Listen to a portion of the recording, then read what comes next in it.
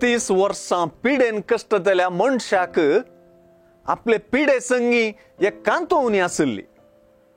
तीच कांतोवणी जेजून तुका बरो जावं कुशी आसा म्हणटाना त्या पिडेस्तान जेजूक सांगली. तो म्हणालो, सायबा, उदक घालयल्ल्या वेळार म्हाका तळ्यान देंवयतलो म्हजो म्हणलो कोणी ना.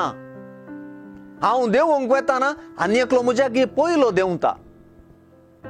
जेजून ह्या पिडेस्ताक पळयले मात्र न्ही, तो जायतो तेंप असले गतीन जियेतालो म्हणून जेजूक समजलें. अशें आमकां सुवार्ता सांगता. आयचे सुवार्तेच्या रेटॉरिकांत वा राजावांत हे पिडेस्ताचे पार्टीन कोणी नासली म्हणून स्पश्ट जावच्या वक्ता हो पिडेस्त बरो जाल्ल्या वेळारी हाचे पार्टीन तसो म्हणलो कोणी ना म्हणून कळीत जाता. कित्याक साबाताच्या दिसा तो कसो बरो जालो आनी ताका कोणें बरें केलें म्हणलें सवाल सर्वांक दोस्तालें.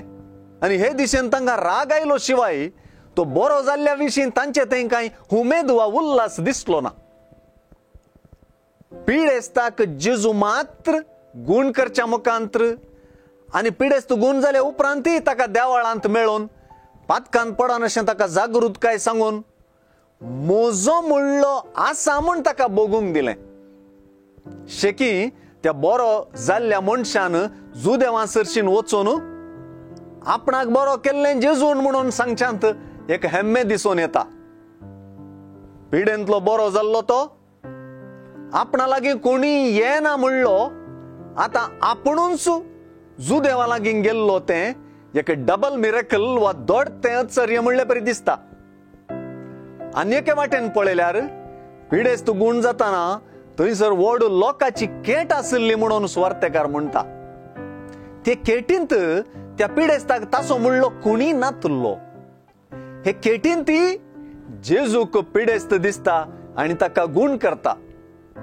म्हजी म्हणली कोणी नांत ही दूख आनी गत बारीस बेजारायेची.